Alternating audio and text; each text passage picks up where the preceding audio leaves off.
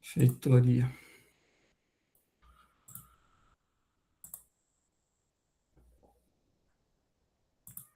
Acredito, acho que todo mundo deve estar vendo. Então, vamos iniciar a nossa segunda aula de análise fundamentalista. Para o pessoal aí que não teve na primeira aula, então eu dei mais uma parte introdutória, expliquei, né, como que vai funcionar nossas aulas, até mandei lá no grupo. A gente está com o plano de ensino lá nos slides, aí também se tiverem qualquer dúvida podem me chamar.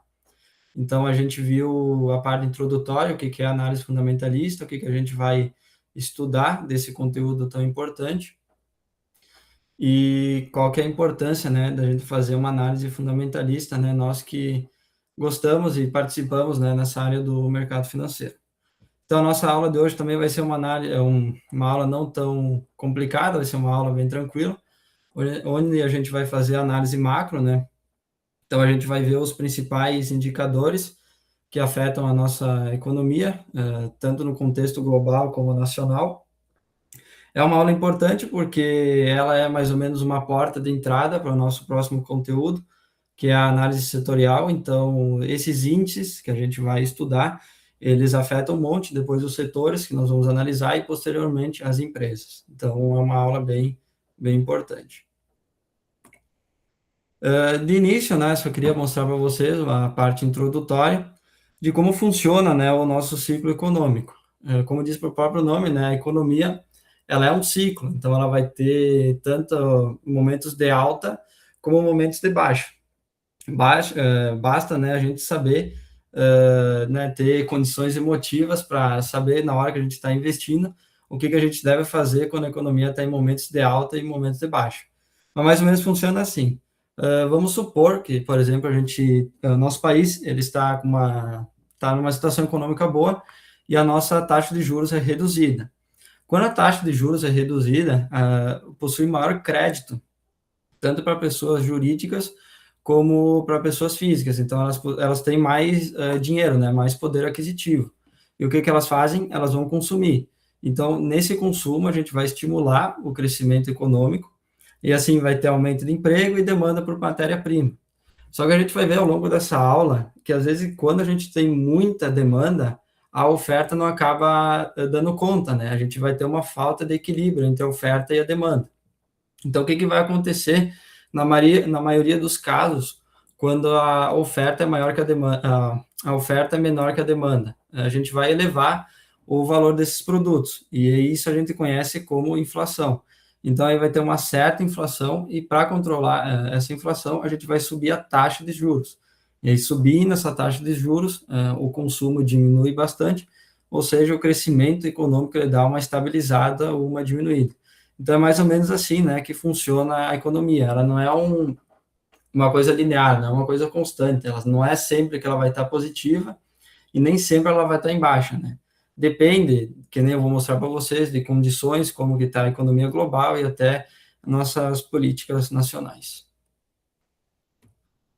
Aí aqui também outra parte do ciclo econômico, mas na parte quando a gente vai investir, a gente entra no mercado financeiro.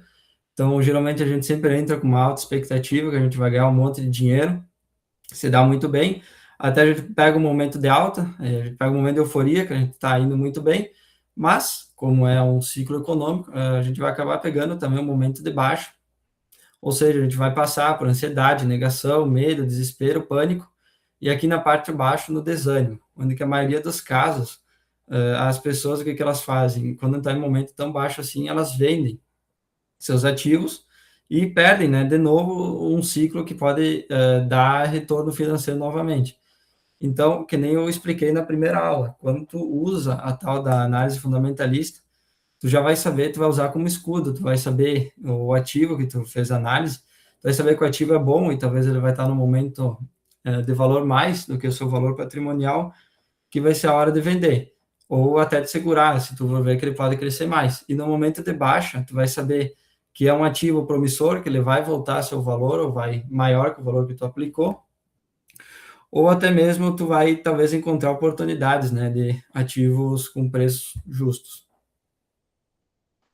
E por último, outro gráfico aqui, só para mostrar para vocês, em relação ao PIB real e ao tempo que vai ocorrendo, de como funciona, né, o comportamento cíclico. Então, a gente vai ter momentos de recuperação, expansão e momentos de contração e recessão. E aí, quando a gente traça uma linha, né, a gente vê que tem uma média entre esses comportamentos. Bom, antes, né, agora, depois dessa parte introdutória, então a gente vai mesmo na parte de análise macroeconômica, que é? É uma análise da economia de um país como um todo, ou seja, a gente vai estudar a soma total da atividade econômica, onde nós vamos lidar com questões de crescimento, inflação, desemprego e com políticas econômicas nacionais relacionadas a essas questões. Ou seja, a gente vai ver os principais indicadores que influenciam na nossa economia, como o PIB, Produto Interno Bruto, a inflação, taxa básica de juros, taxa de câmbio, outras políticas fiscais e monetárias, e principalmente o contexto internacional, preço de commodities e crises globais. Eu vou tocando, aí se vocês tiverem qualquer dúvida, podem abrir o microfone e podem me chamar. Então, o primeiro, que é o mais conhecido por todos, né? Eu acho que todos vocês também, né?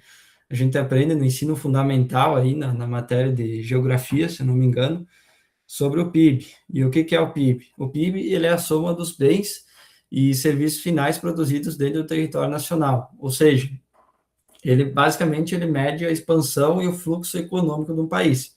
Então, se a gente não tem nenhuma produção no país durante um ano, que é o período de análise, o PIB será nulo. E o que seria essa soma dos bens e serviços finais produzidos?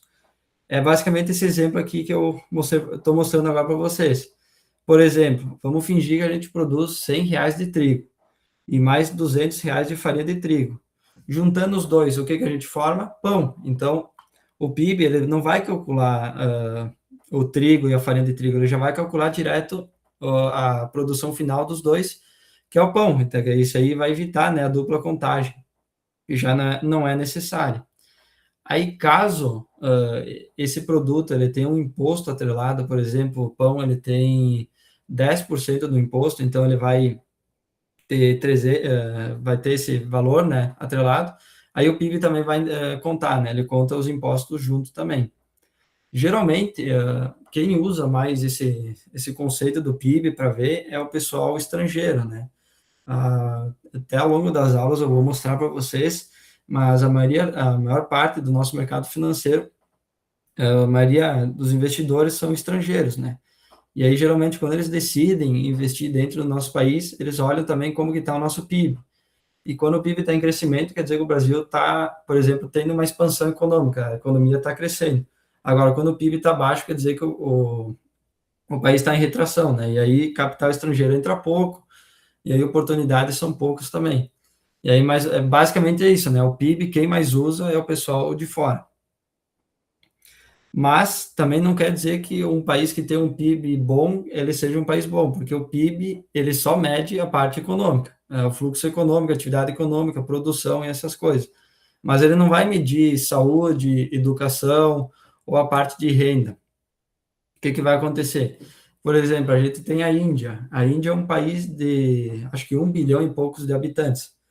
E aí a gente compara com a Islândia, que é um país pequenininho, uma ilha, né? Lá perto da Groenlândia. Geralmente, né, por a Índia ser um país maior, ter maiores habitantes, ela vai ter maior quantidade de trabalhadores, assim ela vai ter maiores empresas, então o seu fluxo econômico vai ser bem maior que a Islândia. Mas isso não quer dizer que a Índia é melhor que a Islândia, porque se a gente for parar a Índia tem um grande problema, né, de desigualdade social, o que não é o problema da Islândia, que tem um IDH elevado. Então, às vezes, também a gente tem essas observações em relação ao PIB. Aqui, né, eu peguei os dados, depois eu mostro para vocês onde que eu peguei, mas isso aqui é no IBGE, né, que é o instituto que calcula o nosso PIB. Então, o Brasil fechou em 12,7 trilhões no ano passado, por trimestre foi 3,3, O PIB per capita é o PIB por cabeça, ou seja, é o PIB por cada indivíduo, né, por pessoa, e a gente teve, então, um crescimento razoável, né, de 2,3%. Esses dados, mais ou menos, eu pego aqui no, se algum de vocês tem curiosidade de ver, eu pego aqui no dado do IBGE, né, onde ele resume, né, como que está a situação, como que saiu, né, o resultado do nosso PIB. Ele vai explicar o PIB, né, no nossas unidades de federação, né, os estados. Aí aqui é interessante também que ele mostra o que ele calcula, né, do PIB, então quais que são os índices, as pesquisas que eles utilizam para saber o valor final depois do PIB. E aqui os gráficos também, que é a evolução do PIB no país, ou nos estados, ou até mesmo aqui nas nossas cidades. Agora, esse aqui é muito importante. Esse assunto, esse e o próximo são muito importantes, eles são atrelados um para o outro. Mas aqui, na questão da inflação, o que é a inflação? A inflação ajusta o preço dos produtos devido ao aumento das suas demandas, onde o dinheiro vai perdendo poder de compra ao longo do tempo. O que isso quer dizer? A inflação, ela é a mudança, né, do preço de bens e serviços da população. O que quer dizer? Nós temos também o IBGE que calcula, né, então ele revela mensalmente, e é basicamente assim, ele pega uma cesta de produtos que a maioria da população utiliza, então, por exemplo, arroz, feijão, até gasolina, roupa, e aí o que eles fazem? Eles vê nesse mês qual que é o valor médio desses produtos e eles relacionam como foi o mês passado.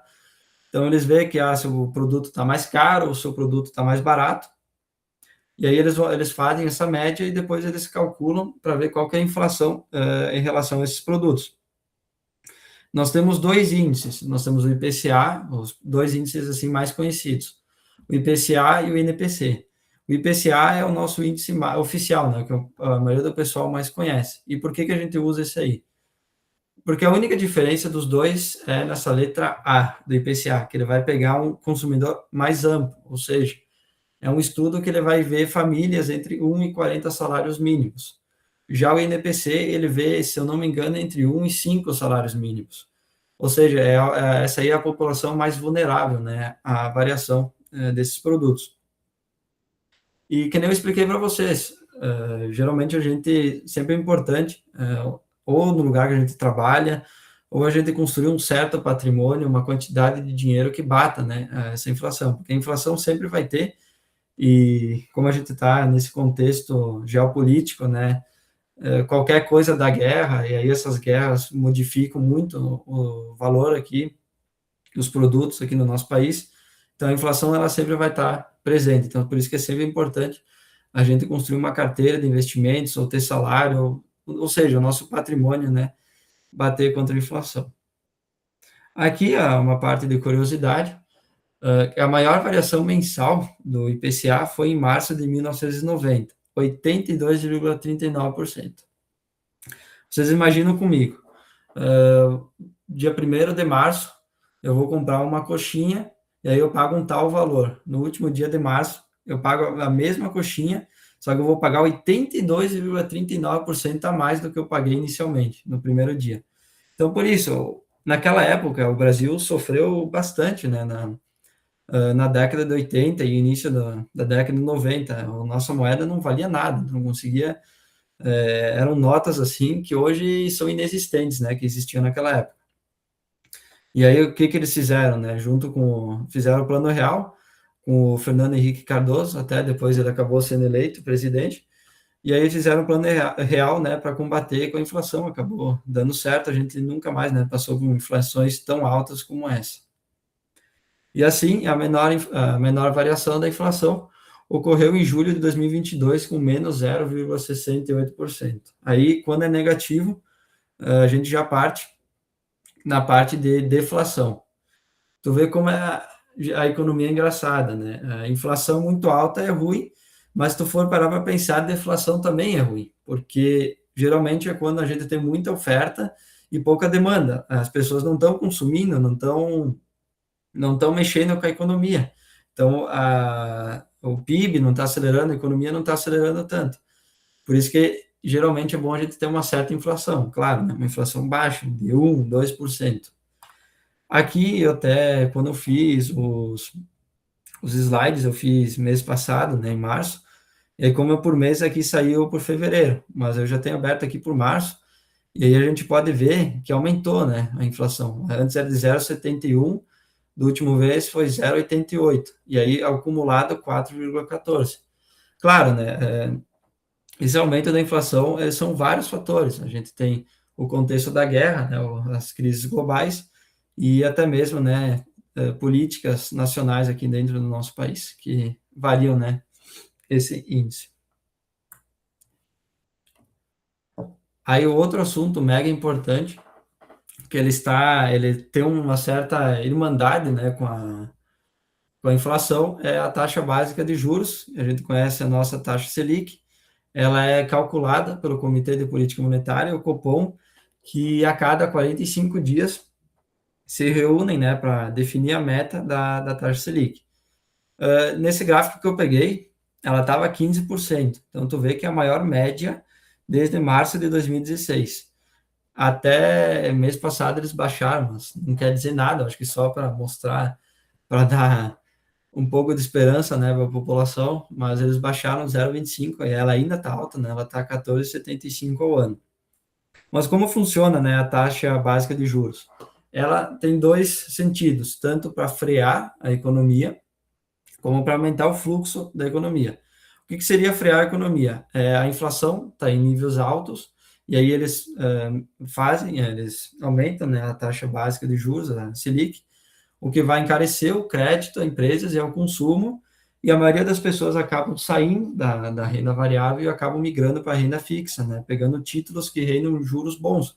Por exemplo, que nem o Tesouro Direto, que é atrelado, né, à taxa Selic.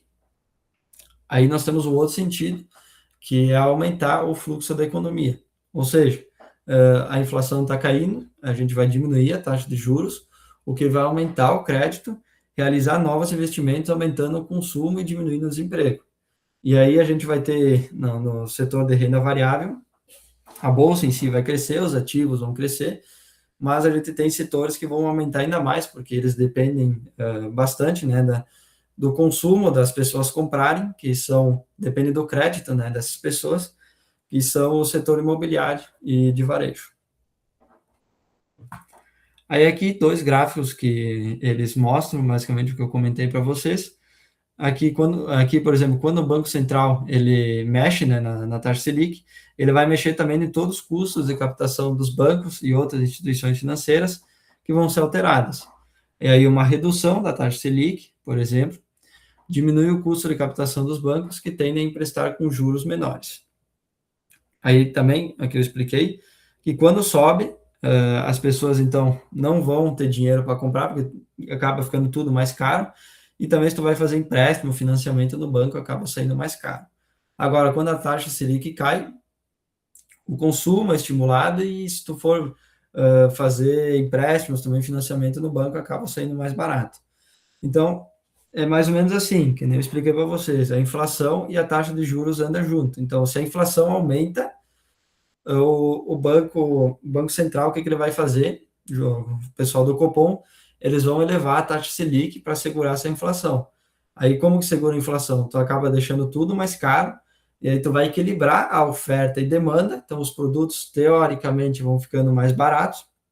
Ficando um pouco mais baratos, a taxa Selic baixa, e aí baixando a taxa Selic, o pessoal acaba tendo maior poder de compra, e aí tem esse maior poder de compra, o consumo é maior, e aí de novo, aí a demanda acaba sendo maior que a oferta, e de novo a gente volta para a inflação. Então, vocês veem que é um ciclo, né? Sempre vai funcionando assim. Claro, né? Eu estou falando isso, tirando fatores, estou contextualizando mais aqui em território nacional, mas às vezes tem casos que ela demora para cair, por exemplo, por causa, que nem a gente está presenciando agora, por exemplo, a guerra na Rússia e Ucrânia, aí de Estados Unidos e Irã, que também, né, prejudica a nossa inflação e o nosso juros. Tomar só uma água.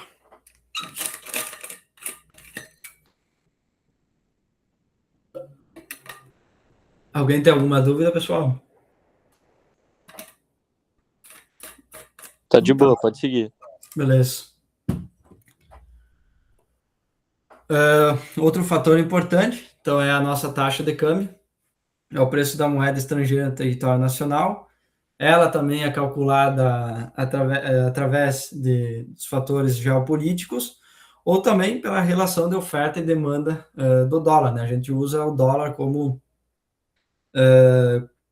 especificado, né? A gente sempre usa baseado, às vezes, na maioria dos casos, né, o dólar.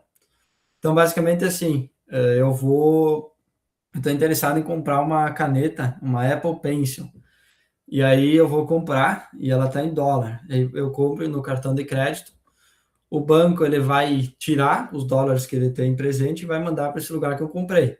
E aí eu estou importando esse produto para cá. Então eu estou tirando mais dólar, e cada vez que eu vou tirando mais dólar do território nacional, ele vai ficando, teoricamente, menor quantidade, né, presente, e aí ele acaba ficando mais caro.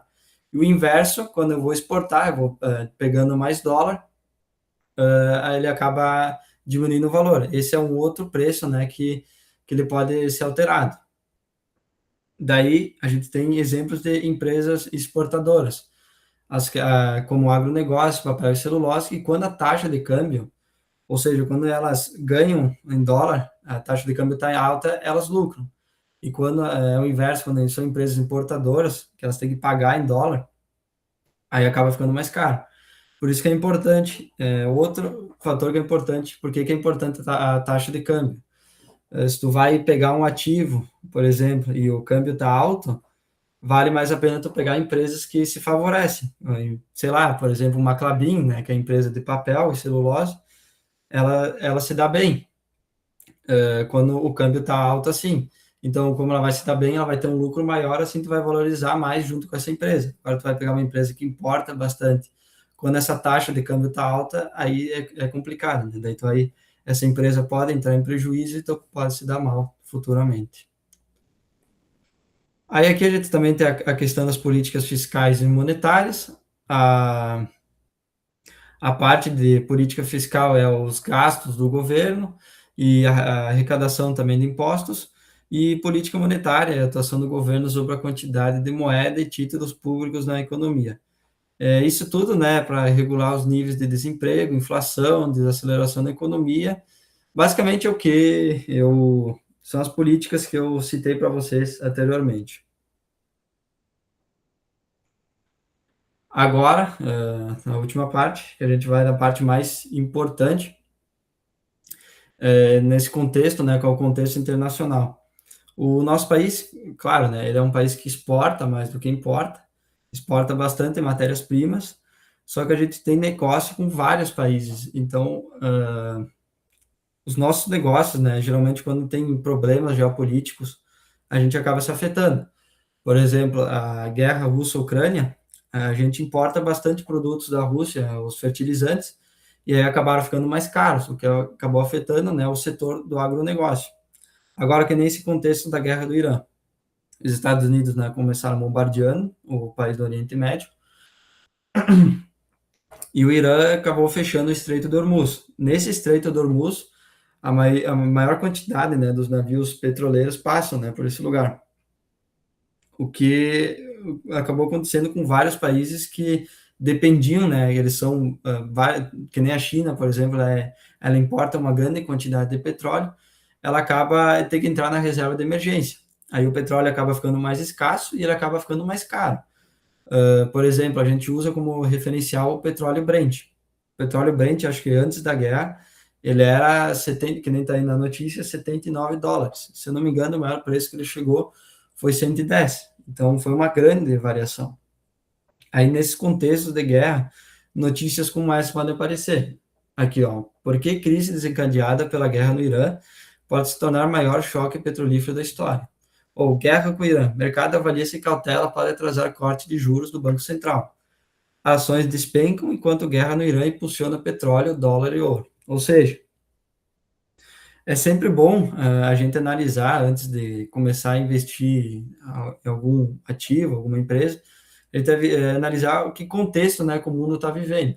Por exemplo, nessa questão do dólar, o dólar aumentando, o petróleo aumentando, fez que a Petrobras ela avaliasse, né, e mudasse os valores. Por exemplo, o diesel, foi a gasolina também, mas o diesel acabou subindo muito o valor. E aí, que nem ônibus, que depende, caminhões, a gente é um país que é extremamente dependente, né, do transporte rodoviário, então, para esse pessoal acabou ficando tudo mais caro. O transporte, ele acabou, o setor de transporte, ele acabou ficando muito caro. Então, por exemplo, tu vai comprar uma passagem de ônibus, ela acaba ficando mais cara, porque o diesel aumentou, e aí para eles compensar esse aumento, eles têm que aumentar esse fator. A mesma coisa os caminhoneiros, eles cobram mais esse frete de produtos. Então, ou seja, o mercado, tu vai no teu mercado e os produtos acabam ficando mais caros. Então, a gente vê que para o Brasil, né, ter muito negócio com vários países do mundo, de importar e exportar produtos, nesses problemas de crises geopolíticas, a gente acaba também se influenciando. Então, as coisas acabam ficando mais caras, a inflação aumenta, e aí o juro tem que estar alto, que nem eu apresentei para vocês. Antes, o juro estava 15%, foi uma maior, agora ele está 14,75%, né, a taxa Selic, mas ele chegou a 15%, que não acontecia há muito tempo. Então, a inflação acaba ficando alta, e aí o juro tem que estar alto, aí as pessoas não conseguem ter um grande poder de compra. Várias ações do mercado começam a se dar mal, né? A entrar nesse prejuízo. Por exemplo, empresas como o crédito, ele tem pouco crédito, então fundos imobiliários acabam se dando mal, principalmente os de papéis, ou até empresas do setor de varejo, né? Que depende dessa movimentação das pessoas. Por isso que sempre é essencial, antes de tu começar, né? Antes de tu analisar, né, esses indicadores que afetam o nosso país, primeiro tu tem que entender o que está acontecendo no mundo e o que está afetando a nós aqui, para depois a gente ver se eles têm uma certa interferência, né, no nosso juro, inflação, no nosso câmbio e entre outros fatores. Mas que nem eu expliquei para vocês, essa aula aqui era uma aula mais tranquila. Claro, né, é uma aula bem importante, porque ela é uma porta de entrada para depois a gente entender como a gente pode fazer uma análise setorial através desses indicadores.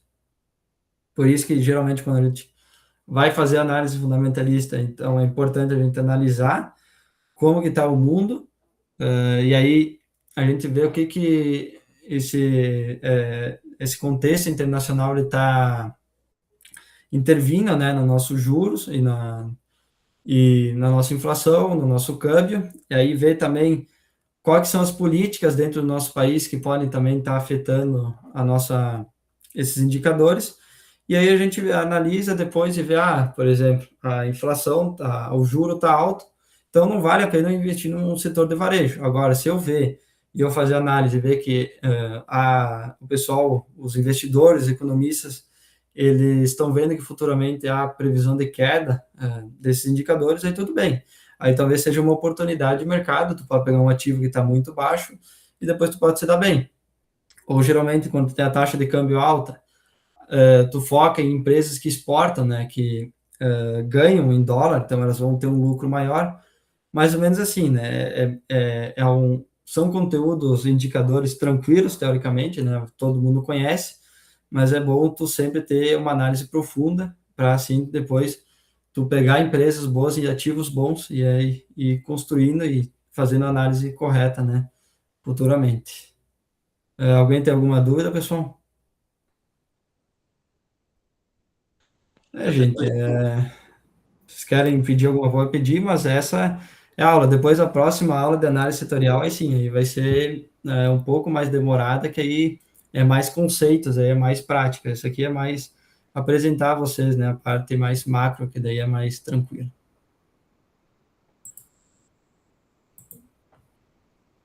Espero que vocês tenham entendido alguma coisa. Se eu fui muito rápido, peço perdão. Ainda estou me habituando, né, sendo professor, mas vamos tocando.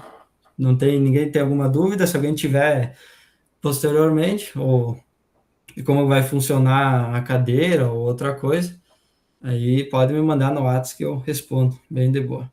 Tá bom, gurizada? É isso então, se ninguém tem Exatamente. nada. Beleza, Gui, valeu pela aula. Valeu, Tudo gente. certo. Muito, valeu.